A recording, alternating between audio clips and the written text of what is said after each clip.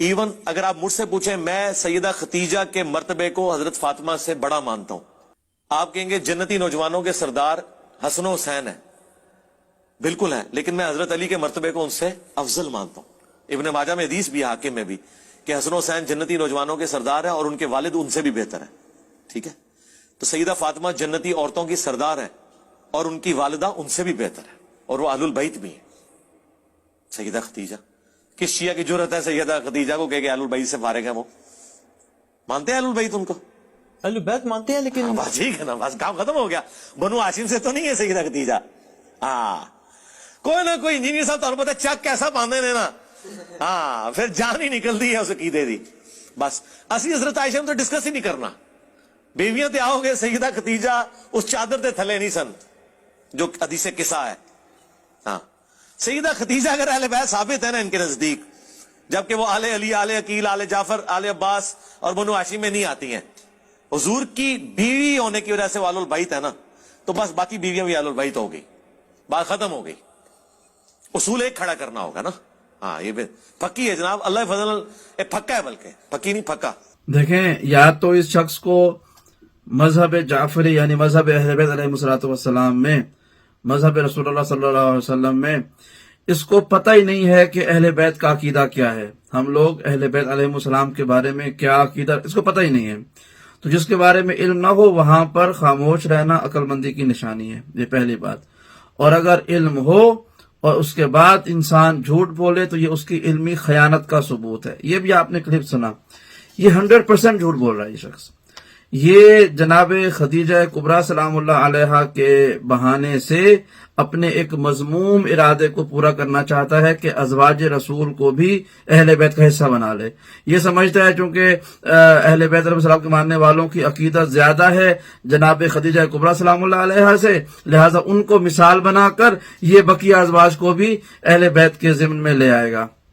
یہ اس کی کوشش ناکام ہو جائے گی، ہم اس کو پورا نہیں ہونے دیں گے. کیسے؟ میں آپ کو چند لفظوں میں ہم مذہب اہل بیت کے ماننے والوں کا عقیدہ اہل بیت بتا دوں کہ ہم اہل بیت مانتے کس کو ہیں. تو جو اس نے پہلا سوال کیا وہ جواب سن لیجئے. ہم جناب خدیجہ کبریٰ کی تمام تر قدر و منزلت کے باوجود ان کی شان بیان کرتے ہیں، ان کے اسلام اور مسلموں پر جو احسان ہے اس کا ہم ذکر کرتے ہیں. ہم سارا سال ان کے نام پر شکریہ بھی ادا کرتے ہیں، ان کے احسان مند رہتے ہیں اور ان کا احسان دنیا کو بتاتے بھی ہیں. پہلی بات یاد رہے. لیکن اس کے باوجود ہمارے سامنے اللہ کے رسول کا وہ فرمان قیامت تک کے لیے محفوظ ہے کہ جس میں اللہ کے رسول نے فرمایا تھا کہ میرے اہل بیت کون ہیں. وہ کون ہے؟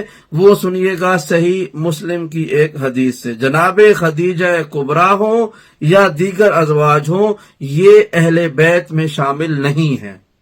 یہ ہمارا مسلمہ عقیدہ ہے.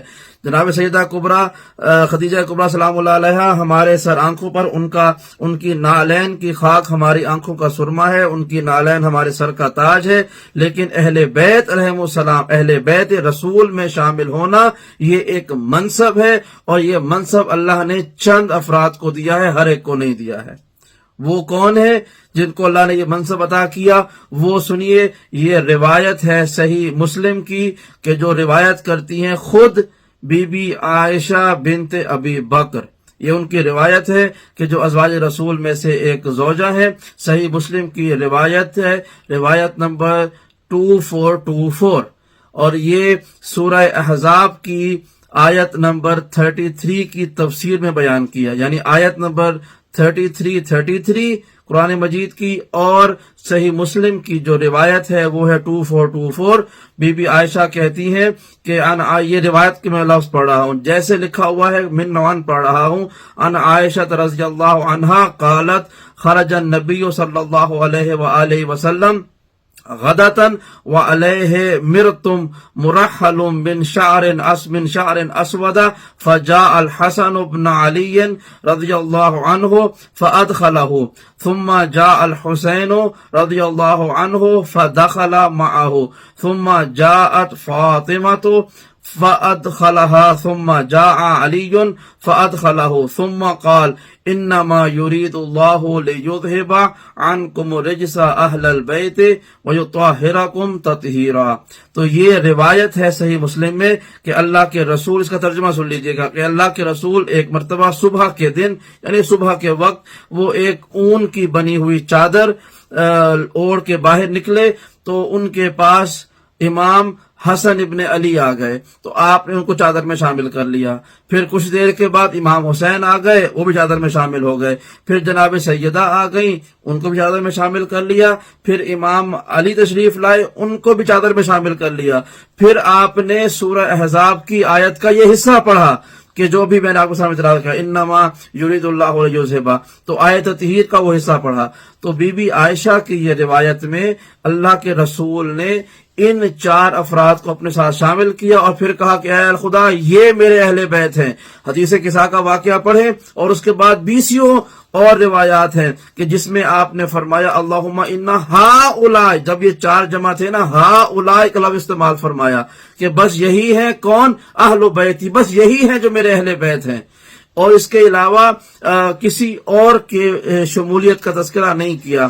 یہ روایت بیان کرتے ہوئے سورہ احزاب کی تلاوت کرنا اور پھر اس میں لفظ اہل بیت کا استعمال اللہ کے رسول کا یہ فرمان بتاتا ہے کہ ازواج رسول اس منصب اہل بیت میں شامل نہیں ہیں. اس میں صرف یہ 4 شخصیات ہیں اور 5ویں اللہ کے رسول ہیں. یہ پہلی بات. دوسری بات جو یہ کہہ رہے ہیں کہ جناب خدیجہ کو یہ جناب سیدہ سلام اللہ علیہا سے افضل مانتے ہیں، تو یہ بھی ہمارا عقیدہ نہیں ہے. یہ اپنا مانتے رہیں اور دلیل کیا پیش کر رہے ہیں؟ یہ ان کی ماں ہے اور اس دلیل کے جواز کے طور پر وہ حدیث لا رہے ہیں کہ الحسن والحسین سیدہ شباب اہل الجنہ وابوہما خیر منہما. بھائی یہ بات تو بالکل درست ہے، حسن اور حسین علیہ السلام جنت کے جوانوں کے سردار ہیں اور ان کے والد ان سے بھی افضل ہیں. تو یہ جو افضلیت ہے یہ اس لیے نہیں ہے کہ امام علی ان دونوں کے والد ہیں، یہ افضلیت اس لیے ہے کہ اللہ نے ان کو افضل بنایا ہے. وہ ان کے والد نہ بھی ہوتے تب بھی وہ جنت کے سرداروں سے افضل ہوتے.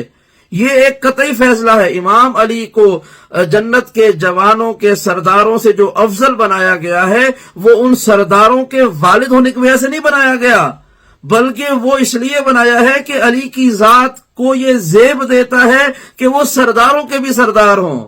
وہ ہر ایک کا سردار ہے، اس کا نام ہے علی ابن ابی طالب. اور یہ کہہ رہے ہیں کہ اگر علی اپنے بچوں کے سردار ہیں، ان سے افضل ہیں، تو جناب خدیجہ جو ہے وہ سید النساء العالمین سے افضل ہے. ایسی بات نہیں ہے. اور یہ جواز میں کیا لا رہے ہیں؟ جناب مریم والی وہ آیت کہ پروردگار نے فرمایا کہ ہم نے مریم کو کائنات کی عورتوں پہ چنا.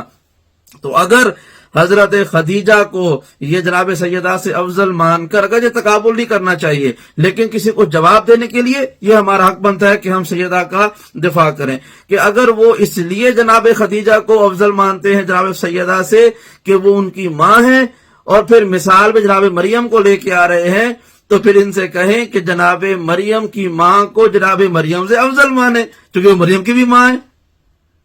ہاں ہون کتھے گی تھوڑی پھکی تے کتھے گیا توڑا چک، چکو اپنی پھکی چکو اپنا چک تے چل نس. ہم آپ کو جو دوسرا آپ کا جواب ہے نا، سوال ہے کہ عصمت ثابت کرنی پڑے گی قرآن سے اور وہ رجس والے معاملے کو آپ ریجیکٹ کر رہے ہیں، اس پر بھی ہم آتے ہیں تھوڑی دیر کے بعد.